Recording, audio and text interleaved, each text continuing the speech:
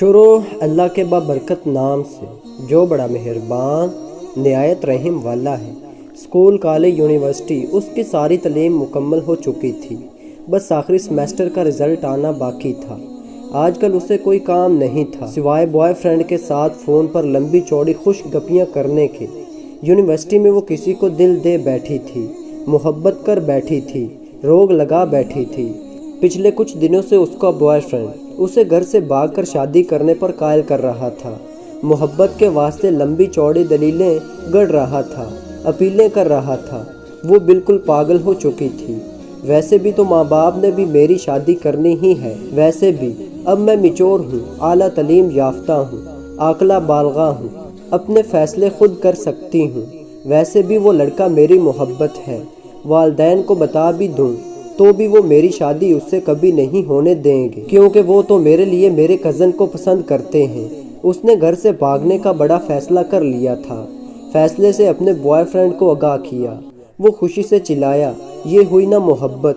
گھر سے بھاگنے کے لیے پچھلی رات کا وقت طے پایا گیا۔ وہ چوری چھپے اپنے چند ضروری کپڑے اور چھوٹی موٹی چیزیں بیگ میں پیک کر کے مقررہ وقت کا بے چینی سے انتظار کرنے لگی۔ اس دوران بوائے فرینڈ کی کال آئی۔ کہنے لگا، ماں نے کوئی زیور شیور بھی بنایا ہوگا، وہ بھی ہاتھ میں کر لو، مشکل وقت میں کام آئے گا۔ اچھا، کچھ کرتی ہوں۔ اسے پتا تھا کہ ماں نے اس کے لیے سونے کے زیورات بنا رکھے ہیں۔ وہ ماں کے کمرے سے زیورات نکالنے کی ترکیب سوچنے لگی۔ وقت بہت کم تھا۔ وہ جیسے ہی ماں کے کمرے کی طرف بڑھی، ماں کمرے کا دروازہ کھول کر باہر آ گئی۔ ایک لمحے کے لیے وہ ماں کو سامنے دیکھ کر سکتے میں چلی گئی۔ میری شہزادی، اتنی رات گئے تم جاگتی پھرتی ہو، اور یہ تیار ہو کر کہاں جا رہی ہو؟ وہی تو بتانے آ رہی تھی، رات لیٹ فون آیا تھا، یونیورسٹی والوں نے ایمرجنسی کچھ کام سے بلایا ہے، میری کچھ دوست بھی جا رہی ہیں، آپ سو رہی تھیں، ڈسٹرب نہ ہو اس لیے آپ کو اس وقت نہیں بتایا۔ اس نے خود کو سنبھالتے ہوئے جھوٹ گڑھ دیا تھا۔ اچھا، تم میرے کمرے میں ہی بیٹھو، میں تمہارے لیے کچھ بنا کر لاتی ہوں۔ ماں کچن میں چلی گئی۔ وہ ماں کے کمرے میں داخل ہوئی۔ بہت اچھا موقع مل گیا ہے، اس نے یہ سوچتے ہوئے جلدی سے پیٹی کا دروازہ کھولا تو سب سے پہلے اس کی نظر اپنے لیے بنے لال رنگ کے بہت پیارے لہنگے پر پڑی، جو اس کی ماں نے خاص طور پر شادی والے دن کے لیے اس کی پسند سے بنوایا تھا۔ ماں اکثر کہتی رہتی تھی، جب میری بیٹی اسے پہن کر دلہن بنے گی، شہزادی لگے گی شہزادی۔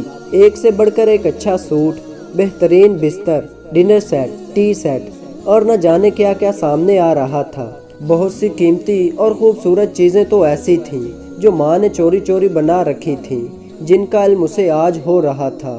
چیزیں الٹ پلٹ کرتے کرتے آخر زیورات اس نے ڈھونڈ ہی نکالے، لیکن اس کا دل و دماغ چکرا کر رہ گیا تھا۔ زیورات اس سے اٹھائے نہیں جا رہے تھے۔ اس نے کمرے میں نظریں دوڑائیں تو دیکھا فریج، مشینیں، برتن، سب کچھ اس کے لیے رکھا پڑا تھا۔ ایک ماں کے کمرے میں، ایک دلہن کے کمرے میں، ایک دلہن کا مکمل سامان پڑا تھا۔ ضمیر نے اسے جھنجھوڑا، وہ سوچوں میں گم گئی۔ ماں کی گود سے جنم لینے سے لے کر اب تک ماں باپ نے میرے لیے کیا نہیں کیا؟ کھانا پینا، پہناوا، پڑھائی لکھائی، چھوٹی بڑی سب خواہشات، اپنا خون پسینہ ایک کر کے سب بدورہ پورا کیا۔ اگلے گھر کا سامان تک بنا دیا، اور میں بے فیض بے وفا کیا کرنے جا رہی ہوں؟ مار کر اپنے ماں باپ کو خود مرنے جا رہی ہوں۔ محبت کا سمندر گھر میں ہے اور میں محبت کا دریا سر کرنے جا رہی ہوں۔ اس کی آنکھیں بھیگ گئی تھیں۔ اسے اپنی اعلیٰ تعلیم، اپنی حماقتوں پر خوب رونا آ رہا تھا۔ اسی دوران ماں آ گئی۔ یہ لو میری شہزادی، اپنا پسندیدہ پراٹھا کھاؤ، اتنا سفر ہے یونیورسٹی کا۔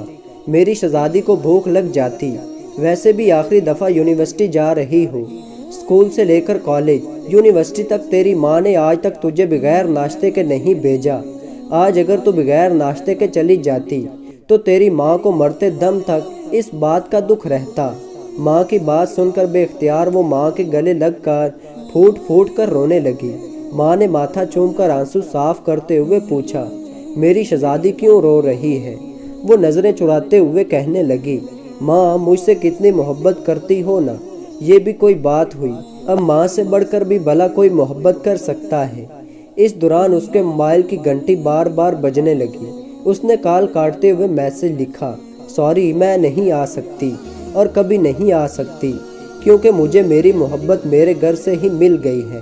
یہ جو ماں کی محبت ہوتی ہے نا، یہ محبتوں کی ماں ہوتی ہے۔ تمہارا دلہن والا لہنگا، تمہاری دلہے والی شیروانی تمہارے گھر میں ہی پڑی ہے، اسے منہ کالا کر کے کورٹ کچہریوں میں پہننے کی بجائے اپنے ماں باپ کے گھر سے ہی پہنا کرو، کیونکہ تم پر ان کا حق ہے جو بالکل برحق ہے۔